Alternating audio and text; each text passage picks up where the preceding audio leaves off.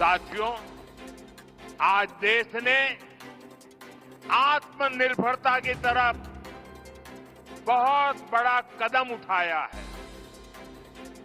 जब टेलीकॉम की दुनिया में 2G, 3G, 4G जैसी सेवाएं शुरू हुई तो उनमें भारत बहुत पीछे रह गया था। और क्या चल रहा था वो भी आपको मालूम है। सोशल मीडिया पर कैसे कैसे चुटकुले चलते थे, 2G, 3G और फिर पता नहीं क्या क्या लिखा जाता था। लेकिन भाइयों बहनों, 2G, 3G, 4G इन सारी सर्विसेज की टेक्नोलॉजी के लिए भारत विदेशों पर ही निर्भर रहा। ऐसी स्थिति देश के लिए ठीक नहीं थी। इसलिए देश ने संकल्प लिया कि टेलीकॉम सेक्टर की ये जरूरी टेक्नोलॉजी देश में ही विकसित हो। हमारे लिए गौरव की बात है कि हमारे BSNL ने अपने ही देश में पूरी तरह स्वदेशी 4G टेक्नोलॉजी विकसित कर ली है। अपनी मेहनत, अपनी लगन, अपनी कुशलता से BSNL ने नया इतिहास रच दिया है। और मैं इस काम में जुड़े हुए देश के नौजवानों को, उनकी टैलेंट को और भारत को आत्मनिर्भर बनाने के लिए उन्होंने जो बड़ा काम किया है, मैं उन सभी नौजवानों को बहुत बहुत बधाई देता हूं। भारत की कंपनियों ने भारत को दुनिया के उन 5 देशों की सूची में ला खड़ा किया है। सुनिए, अब हम 5 देशों की सूची में आ गए हैं जिनके पास 4G सर्विसेज शुरू करने की पूरी तरह स्वदेशी टेक्नोलॉजी है।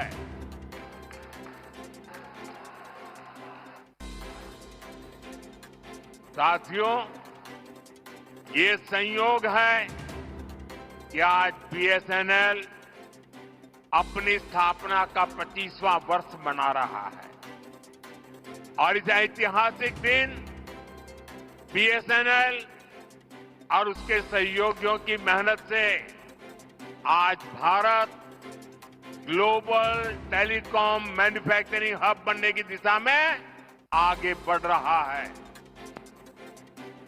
ये ओडिशा के लिए भी गर्व की बात है कि आज झारसुगुड़ा से BSNL के स्वदेशी 4G नेटवर्क का शुभारंभ हो रहा है, जिसमें करीब 1 लाख, दोस्तों देश के लिए गर्व होगा, 1 लाख 4G टावर है। ये टावर देश के दूरदराज के क्षेत्रों में कनेक्टिविटी की नई क्रांति लाने जा रहा है। 4G तकनीक के इस विस्तार से देश भर में 2 करोड़ से ज्यादा लोगों को सीधा लाभ मिलेगा।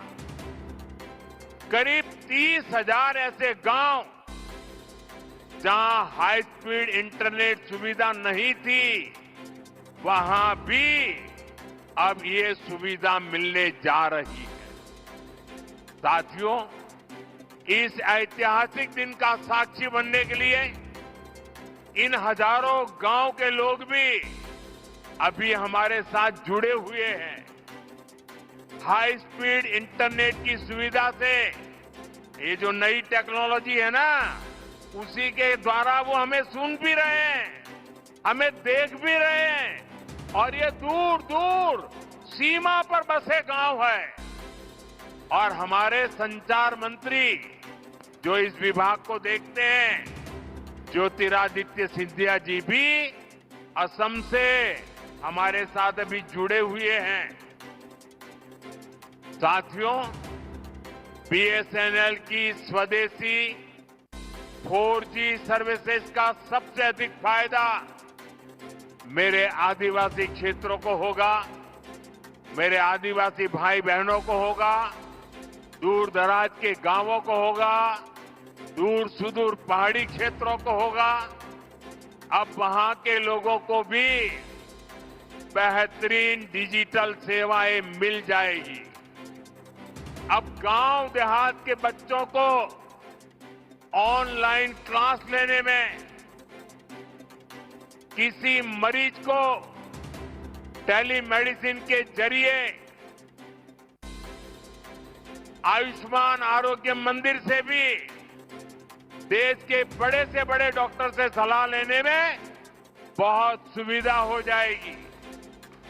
इसका बहुत बड़ा फायदा जो सीमा पर तैनात, हिमालय की चोटियों पर खड़े, रेगिस्तान में खड़े हमारे फौजी भाई बहनों को भी होगा। वो अब सुरक्षित कनेक्टिविटी से आपस में बात कर पाएंगे। साथियों, भारत पहले ही सबसे तेज 5G सर्विसेज को रोल आउट कर चुका है।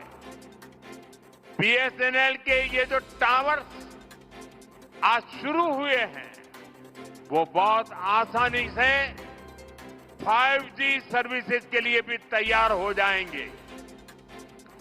मैं बीएसएनएल को, सभी देशवासियों को इस ऐतिहासिक दिन की बहुत बहुत बधाई देता हूं।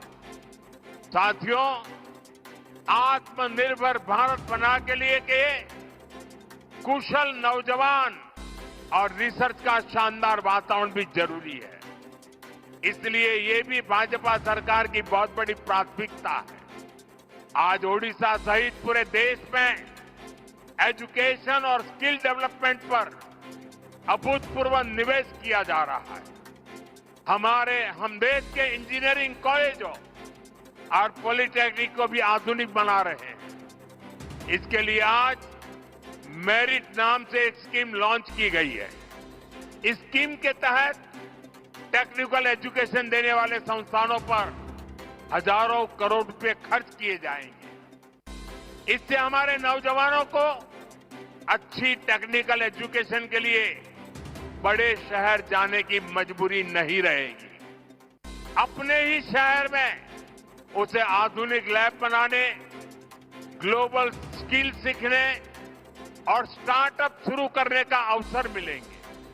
साथियों, देश के हर क्षेत्र, हर वर्ग, हर नागरिक तक सुविधाएं पहुंचाने के लिए आज इतना काम हो रहा है। रिकॉर्ड पैसा खर्च किया जा रहा है। वरना पहले क्या स्थिति थी, ये आप अच्छे से जानते हैं। कांग्रेस आपको लूटने का कोई मौका नहीं छोड़ती। साथियों, 2014 में जब आपने हमें सेवा का मौका दिया तो हमने देश को कांग्रेस के इस लूट तंत्र से भी बाहर निकाला। भाजपा सरकार में अब डबल बचत और डबल कमाई का दौर आया है। जब देश में कांग्रेस की सरकार थी, तब हमारे कर्मचारी, व्यापारी और कारोबारी सिर्फ 2 लाख तक की अगर कमाई कर लें, 2 लाख की कमाई कर लें साल भर की, तो भी उनको इनकम टैक्स देना पड़ता था। ये कांग्रेस ने 2014 तक चलाया। लेकिन आज जब आपने मुझे सेवा का मौका दिया, 12 लाख रुपए तक की सालाना कमाई पर एक रुपया भी टैक्स नहीं देना पड़ता।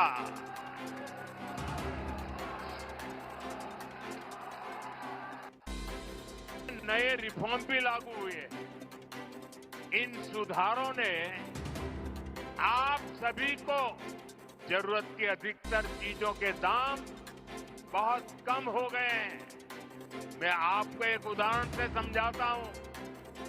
मान लीजिए उड़ीसा में एक परिवार राशन और घर में जो जो चीजों की आवश्यकता होती है, अगर मान लो कि साल भर में वो 1 लाख रुपया खर्च करता है, हर महीना 12-15 हजार रुपया अगर खर्च करता है तो साल भर का 1 लाख रुपया खर्च हो जाता है। 2014 से पहले कांग्रेस की सरकार, अगर आप 1 लाख रुपया खर्च करते थे तो 25,000 रुपया, 20 से 25,000 रुपया टैक्स ले लेती थी। यानी 1 लाख रुपया आपको 1.25 लाख रुपया देना पड़ता था। साल 2017 में हमने पहली बार जीएसटी लाए और उसमें हमने आप पर का बोझ काफी कम किया, टैक्स कम किया। और हम दोबारा जीएसटी रिफॉर्म करके लाए। अब भाजपा सरकार ने इसको बहुत कम कर दिया। अब 1 लाख रुपए के सालाना खर्च पर एक परिवार को सिर्फ 5-6 हजार रुपये ही देने होंगे। अब बताइए कहां 25,000 और कहां 5-6 हजार। कांग्रेस राज की तुलना में आज सालाना 1 लाख रुपए के खर्च पर हमारे गरीब सामान्य मध्यम वर्ग के परिवारों की 20-25 हजार रुपए की बचत पक्की हो गई है। साथियों, हमारा उड़ीसा किसानों का प्रदेश है। किसानों के लिए भी जीएसटी बचत उत्सव बहुत शुभ है। कांग्रेस के जमाने में अगर किसान ट्रैक्टर खरीदता था तो एक ट्रैक्टर पर उसको 70,000 रुपये टैक्स चुकाना होता था। जीएसटी आने के बाद हमने टैक्स घटाया। अब जीएसटी का नया स्वरूप आया है तो इससे उसी ट्रैक्टर पर सीधे करीब 40,000 रुपये की बचत किसान को होगी। एक ट्रैक्टर पर 40,000 रुपया बचत। धान रोपने के लिए किसान जो मशीन इस्तेमाल करते हैं उस पर अब 15,000 रुपये की बचत होगी। इसी तरह पावर टिलर पर 10,000 तो थ्रेसर पर 25,000 रुपये तक की बचत होगी। खेती किसानी के ऐसे अनेक उपकरणों पर भाजपा सरकार ने टैक्स बहुत कम कर दिया। साथियों, ओडिशा में बहुत बड़ी संख्या में हमारा आदिवासी समाज रहता है। ये आदिवासी समाज वन उपज पर आश्रित है, उससे रोजी रोटी चलाता है। पहले ही हमारी सरकार केंदू पत्ता संग्राहकों के लिए काम कर रही है। अब इस पर जीएसटी भी बहुत कम किया गया है। इससे संग्राहकों को केंदू पत्ता के और अधिक दाम मिलना पक्का हो गया है। साथियों, भाजपा सरकार आपको लगातार टैक्स में राहत दे रही है, आपकी बचत बढ़ा रही है, लेकिन कांग्रेस अब भी अपनी हरकतों से बाज नहीं आ रही है। कांग्रेस की सरकारें अब भी आपको लूटने में जुटी है। और मैं ऐसे ही नहीं कह रहा हूं, मेरे पास सबूत है कि सारे देश के लोगों को इतना लाभ हो रहा है। जब हमने जीएसटी की नई दरें लागू की तो सीमेंट से भी टैक्स कम कर दिया। हमारा मकसद यही था कि लोगों को अपना घर बनाने में, घर की मरम्मत कराने में सीमेंट सस्ता होने से कम पैसा खर्चना पड़े। 22 सितंबर के बाद अब आप देखिए, ये बयानबाजी करने वाले लोगों के करतूत देखिए। हिमाचल में कांग्रेस की सरकार है, भांति भांति की हमको गालियां देने की कांग्रेस को आदत पड़ गई है। लेकिन जब हमने जीएसटी का दाम कम किया तो पूरे देश में काम कम हुआ। लेकिन कांग्रेस आम जनता को ये सुख देना नहीं चाहती है। पहले जब हमने डीजल पेट्रोल में पैसा कम किया था तो जहां जहां कांग्रेस की सरकारें थी उन्होंने ऊपर से दूसरा टैक्स लगा करके उतना ही दाम रहने दिया और खुद तिजोरी भर करके लूट का रास्ता खोल दिया। ऐसा ही हिमाचल में कांग्रेस सरकार ने, जब हमारी सरकार ने सीमेंट का पैसा कम किया तो उन्होंने अपना एक नया ही टैक्स लगा दिया। और इसलिए जो फायदा भारत सरकार हिमाचल के लोगों को देना चाहती थी, ये कांग्रेस की लूटबाज सरकार उस पे दीवार बन के खड़ी हो गई। इसलिए मैं कहता हूं, कांग्रेस की सरकार जहां भी रहेगी वहां लोगों को लूटेगी। इसलिए देश के लोगों को कांग्रेस से सावधान रहना ही है और उसके साथियों से भी बच के रहना है।